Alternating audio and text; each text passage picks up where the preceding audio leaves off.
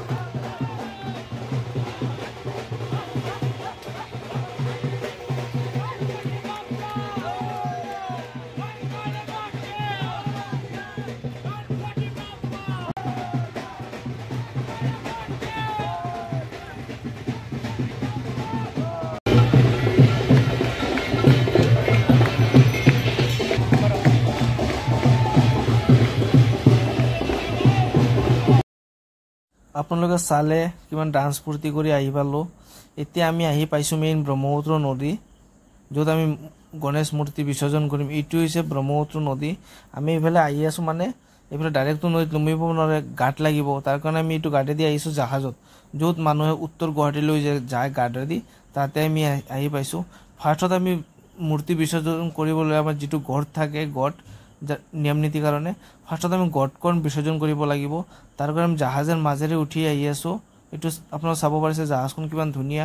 ইয়াৰ পৰা বহুত দূৰৰ দূৰৰ মানুহ যাব পাৰে। আমি ফাৰ্ষ্ট টাইম আজি গড়টো বিসৰ্জন কৰিম, তাৰ পিছতে আমি গণেশটো দিব পাৰিম। তাৰ কাৰণে আমি মেইন নদীলৈকে যাব লাগিব। নদীলৈকে যাব লাগিলে হ'লে জাহাজেৰে মাজেৰে যাব লাগিব, জাহাজ ৰখি আছে। এইটো হ'ল মেইন ছাইডটো হ'ল ব্ৰহ্মপুত্ৰ নদীৰ। এই আপোনালোকে দেখা পাইছে পানী, তাতে আমি গড়খন বিসৰ্জন দিম। দিয়াৰ পিছতহে আমি গণেশটো দিব পাৰিম। এতিয়া গড়খন বিসৰ্জন দিলোঁ আৰু ফুল চুল যি আছিল পূজাৰ চব ইয়াতে আমি দি দিলোঁ। এইটো বক্সত দানপত্ৰৰ মাজত পইচা নাই, বস্তুবিলাক লৈ আহিছোঁ, পইচাবিলাক আমি ৰাখি দিছোঁ পূজাৰ নামৰ কাৰণে। এতিয়া আমি এইটো বক্সটো দি দিছোঁ পানীত। এতিয়া আমি আনিম গণেশ। এতিয়া আমি গণেশ লৈ আহি আছোঁ। চাওক কিমান সৰু ৰাস্তা দি আহিব লগা হৈছে। বহুত কষ্ট হৈ আছে, কিন্তু উপায় নাই, বহুত ফূৰ্তিও লাগি আছে। কষ্ট হ'লেও আমি এইফালে লৈ আহিম গণেশটো আজি। ব্ৰহ্মপুত্ৰ নদী দিব ছাইডেদি নিদিওঁ, কাৰণ ছাইডেদি বহুত কিবা কিবি পৰি থাকে। আমি জাহাজৰ মাজেদি লৈ যাম। বহুত কষ্ট হৈ আছে, কিন্তু বহুত ফূৰ্তি হৈ আছে। মানুহ বেছি কোনে ক'ত ধৰিব সেইটো তত আমি পাত্তাই পাব নাই তাৰমানে। তাৰ কাৰণে আমি লাহে লাহে লৈ আহি আছোঁ। এইফালে চাওক কিমান ধুনীয়াকৈ আনি আছোঁ গণেশখন। ঘাটটো সৰু, ৰাস্তাটো সৰু, তাৰমানে এইটো ৰাস্তা দি একচুৱেলি আমি গণেশ বিসৰ্জনৰ কাৰণে নহয়, মানুহ আপ ডাউন কাৰণে দিছে চৰকাৰে জাহাজত যাবলৈ। আমি তেওঁলোকক সুধি কিনে যে কৈছোঁ ছাৰ আমি অলপ নদীৰ মাজলৈ গণেশখন বিসৰ্জন দিম, তেওঁলোকে মানা কৰিছিল ফাৰ্ষ্ট টাইম। পিছত মই ৰিকুৱেষ্ট কৰাৰ পিছত আমাক দি দিছে। এতিয়া আমি আনিব নোৱাৰি পেলাই আমি চবেই কৈছে পাৰিম কষ্ট কৰিলেও আমি আনিম। এতিয়া একবাৰ গণেশটো থৈ লৈছোঁ, থৈ কিনে এই ছাৰহঁতে মানা কৰিছে আনিব নালাগে বুলি কৈছে। কিন্তু আমি এতিয়া ছাৰে আমালোক কৈছে ঠিক আছে লৈ আহা, বেছি টাইম লেট নকৰিবা, আমাৰো কিবা টাইমৰ কথা আছেতো। ঠিক আছে, এতিয়া আমি এইফালে গণেশখন হালাই ল'ব লাগিব, ডাইৰেক্ট উঠালে চিধাকৈ নাহে। আমি এতিয়া হালাই ল'ম, আপোনালোকে ধৰিব পাৰিছে কিমান ধুনীয়াকৈ হালাই লৈছোঁ। চবেইতো কৈছোঁ যাতে মূৰ্তি একো নহয়, যাতে লাহে লাহে আনিবা, অলপ দেৰি হ'লেও কথা নাই। এতিয়া আমি লৈ আহি আছোঁ এইফালে। আৰু এটা জাহাজ, এইটো জাহাজটো পাৰ হোৱাৰ পিছত আৰু এটা জাহাজ, এইটো জাহাজত এইটো লাষ্ট তাৰমানে। এইটো জাহাজে অহাৰ পিছত আমি পানী পাই যাম। হালাই লৈছোঁ ধুনীয়াকৈ, যাতে ক'তো নাবাজে, একো নহয়, ধুনীয়াকৈ লৈছোঁ। চবেই ধৰিছে, মানুহ কিমান আছে ধৰিব জাগাই পোৱা নাই, কোনে ক'ত ধৰিব, চবে দূৰে দূৰে আছে। এইটো ঘাটেদি পানী দেখাই পাইছে আপোনালোকে। এইফালে আমি ব্ৰহ্মপুত্ৰ নদীত আজি বিসৰ্জন কৰিম। চবে লাহে লাহে লাহে লাহে লাহে আহি আছে। এইফালে অহাৰ পিছত নদীৰ যিটো ধাৰ বা কাৰেণ্ট, নদীটো বহুত কাৰেণ্ট আছে নদীত, তাতে আমি ছাইডত ৰাখি দিলে গুচি যাব। আমি এতিয়া ছাইডত ৰাখি দিম, আপোনালোকে চাই থাকক।